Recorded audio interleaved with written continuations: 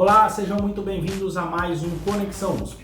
Quem nunca viu uma criança, às vezes muito pequena, com um celular, um smartphone ou um tablet nas mãos?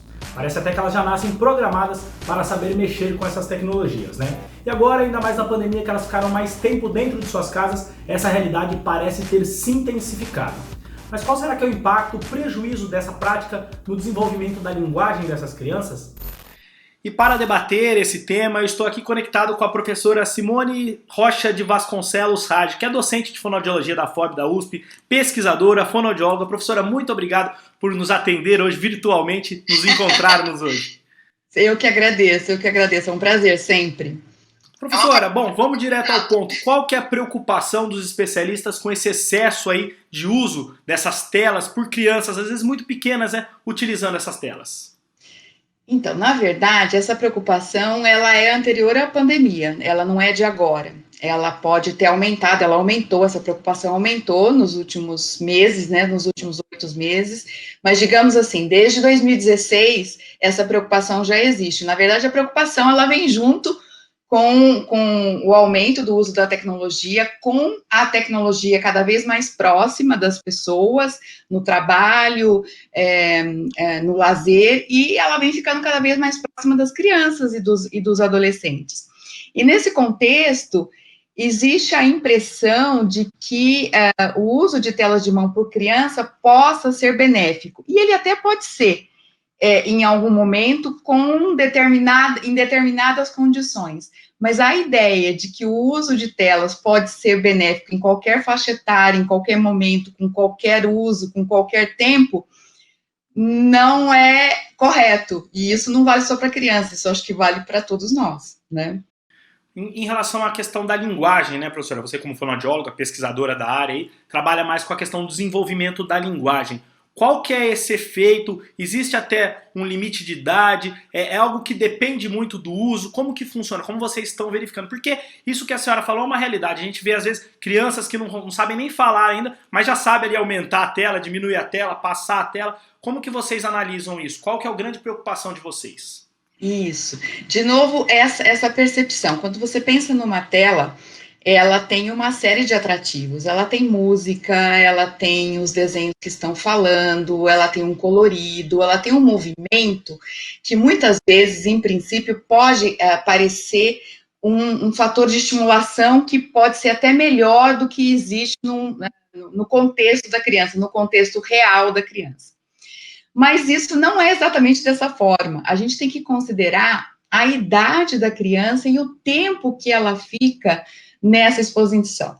Então, vamos pensar, se a criança é muito pequena, ela não fala ainda, por exemplo, e ela começa a desenvolver a oralidade, a desenvolver a fala no 2º ano de vida, por volta, né, de 1 ano e meio, ela já tem pelo menos umas 10 palavras. Nesse 1º ano de vida, é fundamental que ela tenha a interação com pessoas, porque a interação com pessoas é que vai fazer esse jogo de ação e reação. Então, se você pegar qualquer vídeo de uma mãe, de um pai, de um vô, de uma avó, com um bebê, você vai ver que ele fala pelo bebê, ele presta atenção nos movimentos do bebê, responde pelo bebê e o bebê não está falando. E esse jogo de ação e reação é fundamental para o aparecimento da oralidade um pouco mais para frente. E uma tela não faz isso. Então, se você acha que a tela vai estimular a linguagem da criança nesse período, isso não é real, porque a criança, nesta fase, ela precisa de interação com pessoas. Então, o que é recomendado? Que a gente não ofereça telas para crianças pequenas, para crianças até 18 ou 24 meses. Bom, e depois desse período? Depois desse período, as telas podem ser oferecidas, elas podem ser uma fonte de estímulo, porque as crianças já estão verbalizando, mas, de novo, a gente precisa ter cuidado com o tempo, né? Porque se elas ficam excessivamente nessas telas, de novo, ainda é importante a participação de pessoas que falam, que trocam, que discursam, que trocam informação, e a tela, ela tem uma função ainda passiva. Então, a recomendação é que se as crianças fazem uso de tela a partir dessa idade, que esse tempo não seja superior a 1 hora por dia. Ou mesmo pensa em telas também em termos de televisão, que esse tempo também não seja excessivo em termos de televisão. Entendi. Não só smartphones, a televisão também entra nessa jogada. Professora, a senhora citou aí 18 a 24 meses. A Sociedade Brasileira de Pediatria, ela recomenda nada de tecnologia até os 2 anos de idade. Então isso, ele bate com um pouco o que a senhora está falando, né? Esse é um marco. Parece que os 2 anos, ele acaba sendo um marco aí para essa questão. É isso mesmo, né? Isso. A Sociedade de Pediatria recomenda isso, e a gente tem estudos dentro do campo da fonoaudiologia, tanto nacional como internacional. Do ponto de vista internacional, você tem vários estudos mostrando, fazendo análises sobre o desenvolvimento da linguagem e o uso de tela. Então, por exemplo, estudos assim com mais de 900 crianças no Canadá, mostrando que quanto maior o tempo de tela, menor foi o desenvolvimento de linguagem, comparando esse tempo com uma escala de desenvolvimento de linguagem. No Brasil, a gente acabou de encerrar uma pesquisa de pós-doutoramento da doutora Maria Cecília Ferreira, onde a gente entrevistou diversos pais, e nesse contexto a gente avaliou 48 crianças e fez um escalonamento sobre o uso, né, de telas e o tempo.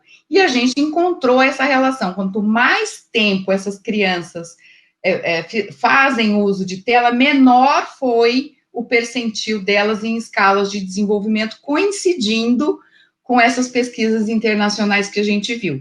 E a gente pegou justamente essa faixa etária, de 18 a 36 meses. A gente ainda avançou um pouquinho mais, foi até os 3 anos de idade, de 18 até 36. E a gente encontrou isso. Quanto mais tempo elas usam, menor esse desenvolvimento. Então, isso coincide tanto com a recomendação da Sociedade de Pediatria, como também com estudos de fonoaudiólogos fora do país, falando a respeito de que esse uso, quando excessivo, é prejudicial. Professora, essa pesquisa que a senhora citou foi feita aqui na FOB, né? Ela é uma pesquisa, se eu não me engano, pioneira, né, aqui no Brasil, nesse tema, né? Então, até onde a gente tem conhecimento, sim. A gente fez uma busca grande, né, em termos de pesquisa que são feitas no Brasil. A gente tem muitas pesquisas voltadas para a questão do comportamento, mas não especificamente sobre a questão da linguagem.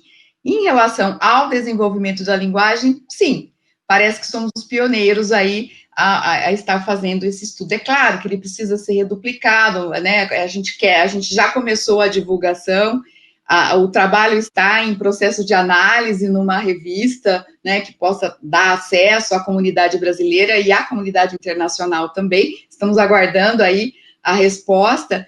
E a ideia é que outros pesquisadores possam reduplicar, né, fazer o mesmo estudo, ampliar o número de crianças em outras regiões do país, enfim, para que isso realmente possa ser verificado de outras formas, inclusive, em outros lugares do país. Professora, quando a senhora fala prejuízo no desenvolvimento da linguagem, isso, por exemplo, pode até ocorrer um atraso no início da fala da criança? É isso mesmo? Porque os leigos às vezes entendem linguagem apenas como fala, mas não é só fala, mas pode ser também um atraso na fala? Isso. Quando a gente pensa em linguagem, existe realmente, como você disse, a gente entender linguagem como se fosse fala. Mas é muito mais que isso. Na verdade, quem faz o uso da linguagem, além de se expressar como a gente está fazendo aqui, é um conjunto de organizar os sons da língua numa palavra, é saber fazer uso dessa palavra dentro da frase, é saber fazer uma construção de frase, considerando as regras gramaticais da língua, e usar tudo isso de uma forma funcional. Então, por exemplo, nós estamos conversando aqui, estamos dentro de um contexto, eu estou prestando atenção na sua pergunta, tento responder de forma coerente, e você da mesma forma. Então, linguagem é tudo isso, é fazer uso de uma comunicação de forma funcional e fazendo uso de estruturas gramaticais, de vocabulário e de sons de acordo com a língua que você está fazendo uso. Então, é muito mais do que falar, é muito mais. Então, nesse contexto, muitas vezes você tem uma criança demorando a fazer uso de estruturas linguísticas, e muitas vezes você tem essas crianças até fazendo uso da fala, mas de uma maneira funcional pouco eficiente. Pouco eficiente. Então, o que adianta você falar? Então, às vezes você tem assim, mas ele fala. Às vezes ele repete frases que ele vê nos joguinhos, certo? Musiquinhas que naqueles joguinhos aparecem, mas assim, cadê aquela fala contextualizada e relacionada com o jogo comunicativo? Isso é prejuízo na linguagem, no desenvolvimento da linguagem. Então, esse cuidado a gente tem que ter. Não adianta você dizer assim, ah, meu filho está falando, ah, ele fala o nome daqueles bichinhos todos que ele está vendo no desenho. Linguagem, falar é muito mais que isso. Mas e quando ele está conversando com alguém, quando ele está interagindo com as pessoas, ele fala de acordo com aquele contexto, uma pergunta que você faz para ele sobre aquele que ele está comendo, ou aquele que ele está brincando, ele responde de uma forma coerente, ele aponta coisas que estão ali naquele contexto, né? Porque se ele falar só aqueles elementos que estão no vídeo, isso ainda não é o desenvolvimento da linguagem de uma forma plena como a gente deseja.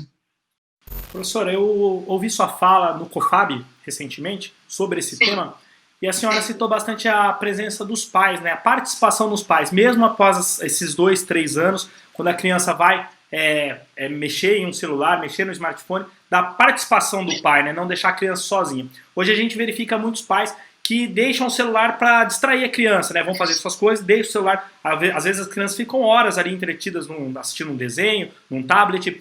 Qual que é a importância dessa participação do pai, mesmo após esses 2 anos, nesse processo aí da criança interagir com uma tela?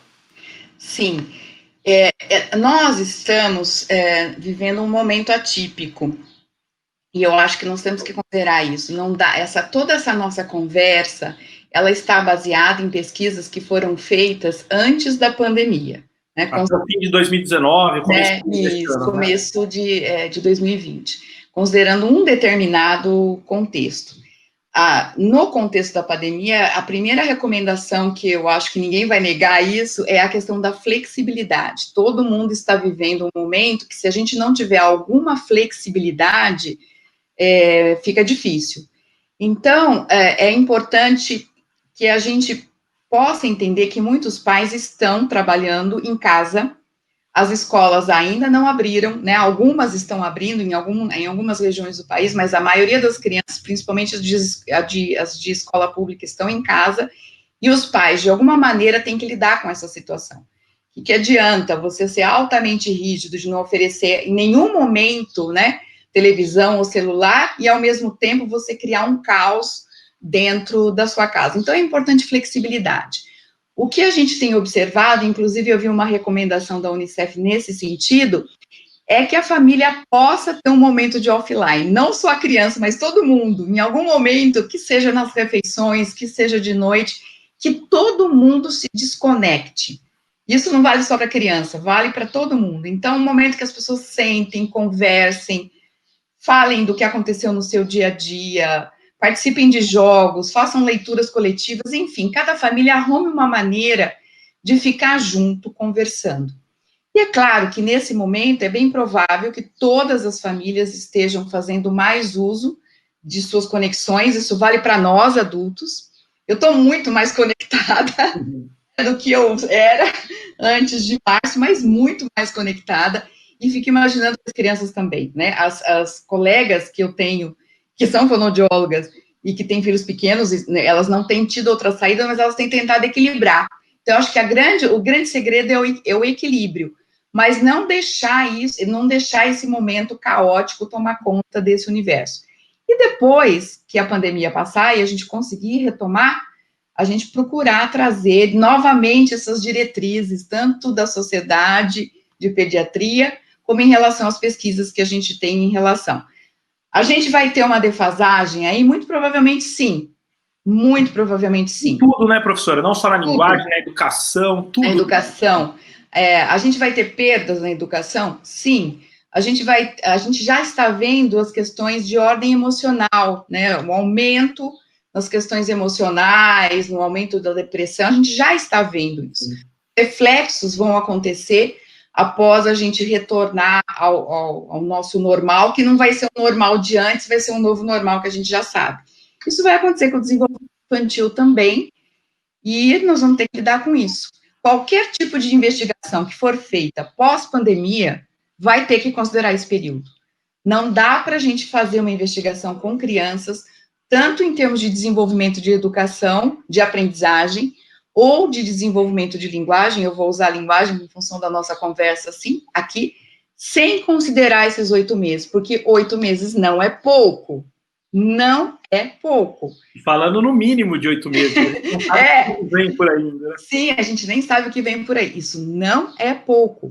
Então, nada vai poder ser analisado sem considerar esses 8 meses. Tudo vai ter que ser visto com muita cautela, antes de dizer que uma criança tem defasagem, de fato, ou um transtorno, né? Como a gente costuma dizer no campo. Existe, de fato, um transtorno, certo? A gente vai falar em transtornos quando a gente só pode falar em transtorno se a gente não tivesse essas condições que a gente teve aqui nesse período de 8 meses, e quiçá, se esse período não vai ser muito maior. Professora, a senhora falou, então, eu acho que a recomendação é o bom senso, o equilíbrio, né, para os pais aí, para trabalhar com essas crianças, mas no caso dos pais que estão assistindo essa entrevista, identificaram alguma coisa e falaram, nossa, eu deixei meu filho muito tempo no celular, mesmo na pré-pandemia, e eu estou verificando que ele tem um atraso na fala, ou eu acho que ele tem um atraso na fala, o fonoaudiólogo é o profissional correto para ele procurar, para tirar essa dúvida, para entender, fazer um diagnóstico dessa criança? Sim, busque ajuda, né? Os fonoaudiólogos já se adaptaram a esse novo sistema, então os fonoaudiólogos estão atendendo online, né? Já existe, inclusive, uma resolução do Conselho Federal de Fonoaudiologia nesse sentido. Que teve participação da FOB também, né, professora? Isso, teve uma participação forte das colegas do meu departamento, né? A respeito sobre isso, a professora Andréa Sintra e muitas outras, enfim. Então, já existe toda uma resolução a respeito, e os fonoaudiólogos estão atendendo desta forma, e estão atendendo também de forma presencial, tendo todas as recomendações, atendendo a todas as recomendações de segurança, uso de máscara, em termos de ventilação do ambiente, enfim, tudo que se recomenda em termos de saúde está sendo considerado. Então, busque ajuda, né? Não deixe de buscar ajuda, porque é um período crítico. Independente da pandemia, qualquer atraso no desenvolvimento da linguagem, ele tem que ser visto, ele tem que ser remediado o mais breve possível, para que ele não possa trazer sequelas no futuro. E isso que eu ia te perguntar, tem terapia que consegue resolver isso quando é detectado precocemente, né, professora? Com certeza, com certeza. Professora, eu queria agradecer mais uma vez sua participação aqui conosco, muito obrigado. É um encontro um pouco diferente, virtual, né, mas muito obrigado pelas informações, acho que foi muito importante esse bate-papo. Tá certo, eu que agradeço. Um abraço. Um abraço, professora. O Conexão USP de hoje fica por aqui, esperamos que tenham gostado e até a nossa próxima edição.